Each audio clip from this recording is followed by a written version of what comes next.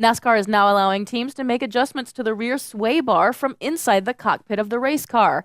Jeff Taylor explains how it works and what the drivers think about it.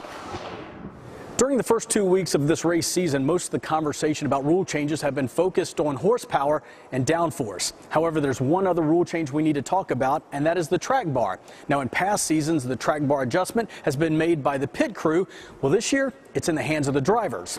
The track bar is located underneath the rear of the car. By raising or lowering the right side of the bar, a driver can alter the position of the rear axle in relation to the car's center line.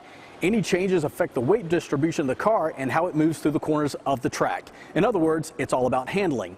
Drivers can now make adjustments via a switch located inside the car, although the location of the switch seems to be based on driver preference.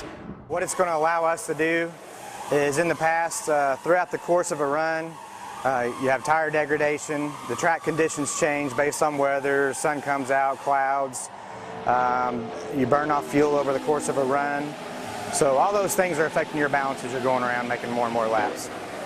Now we actually have something in the car that the driver can adjust on during a run, so that as the natural progression of the balance goes towards looser by the end of a run, he has something in here that he can adjust on and keep the car consistent throughout the entire run.